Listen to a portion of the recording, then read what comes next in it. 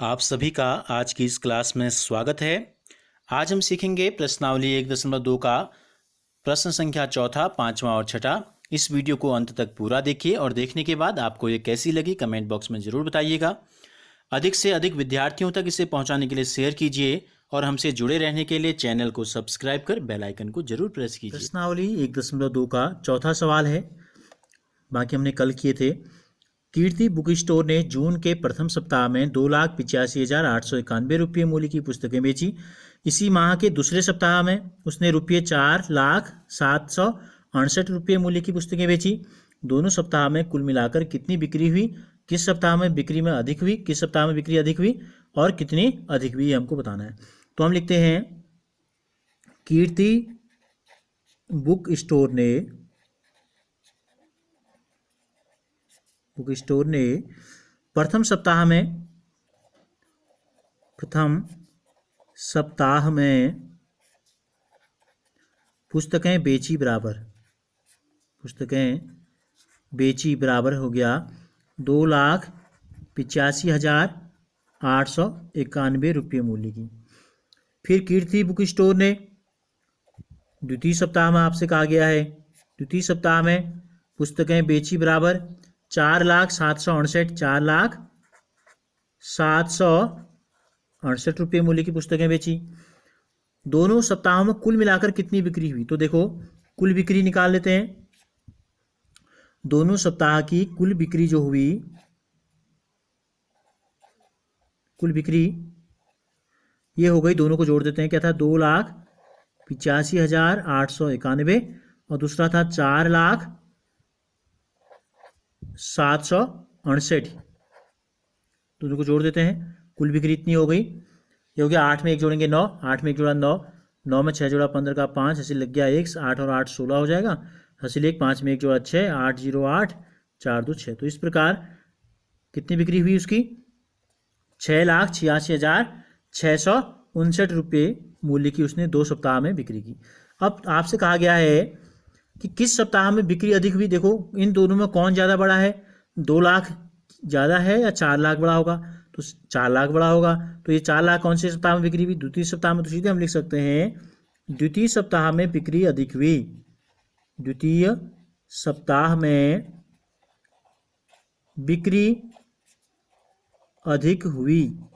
कितनी अधिक हुई आपसे पूछा है, यानी कि 4,768 2,85,891 से कितना ज़्यादा है? तो इसमें से इसको घटा देंगे।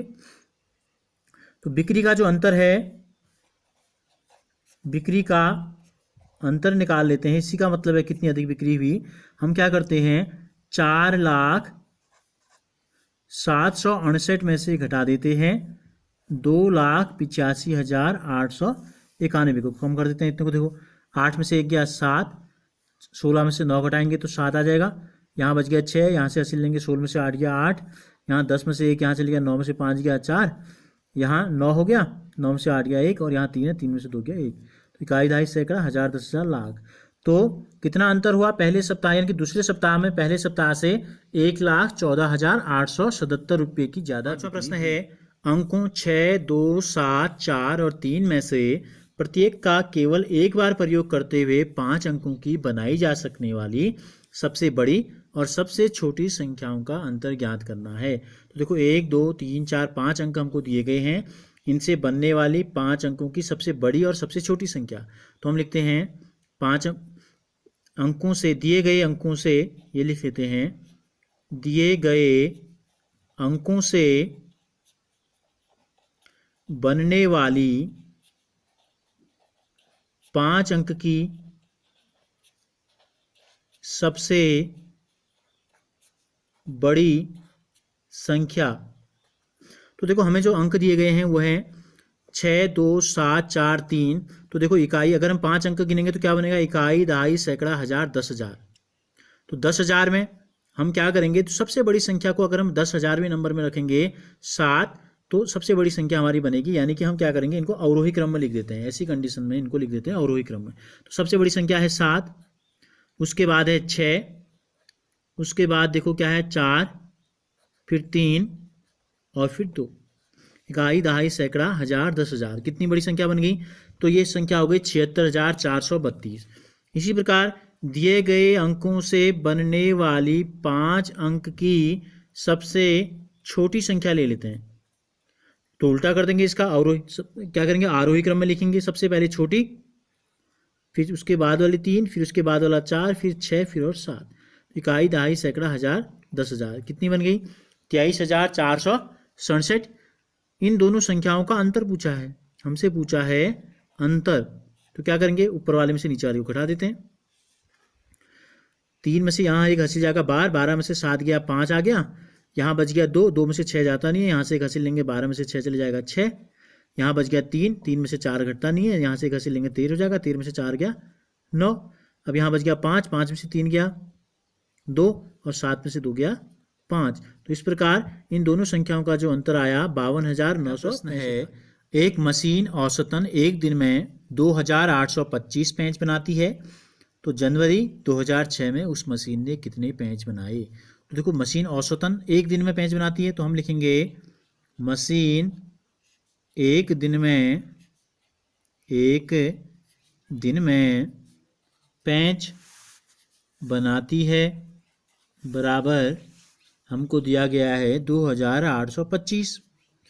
अब हमसे पूछा है जनवरी 2006 में उस मशीन ने कितने पेंच बनाए। तो सबसे पहले तो हमें यह देखना होगा कि जनवरी 2006 में दिनों की संख्या कितनी होती है। जनवरी 2006 में दिनों की संख्या कितने दिन होंगे? दिनों की संख्या होती है, देखो जनवरी के महीने में हमेशा होते हैं 31 दिन। कितने दिन होते हैं? 31। चाहे वो 2006 हो, चाहे 2007 हो, चाहे 2008 हो, कोई भी जनवरी हो किसी भी वर्ष की, उसमें होते हैं 31 दिन। तो मशीन ने एक दिन में इतने पेंच बनाए, 2 दिन में क्या बनाएगी? इसके दुगने, 3 दिन में 3 गुना, 4 दिन में 4 गुना, 5 दिन में 5 गुना, 6 दिन में 6 गुना, तो 31 दिन में 31 गुना। इसलिए जनवरी 2006 में बनाए गए पेंचों की संख्या क्या हो जाएगी? 31 गुना, जितने एक दिन में बना रहे हैं उसका 31 गुना, यानी कि 2,825 गुणा 31। अब 31 का पहाड़ा तो आपको आता नहीं होगा, तो क्या करते हैं, पहले 1 से और 3 से।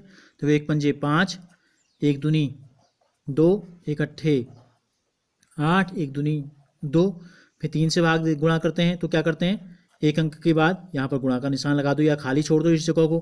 3 पंजे 15 का 5 हासिल, 1 3 दूनी 6 1 7, 3 अट्ठे 24 का 4 हासिल लगा, 2 3 दूनी 6 6 2 8। अब इनको जोड़ देते हैं, इसको आप खाली भी छोड़ सकते हैं या क्रॉस का निशान भी लगा सकते हैं। 5 की जगह पर 5, 5 में 2 जोड़ा 7, 8 और 7 15 का 5 हासिल, 1 2 और 1 3, 3 और 4 7 और 8। तो इस प्रकार से उसने कितने पेंच बनाए जनवरी 2006 में? 87,575।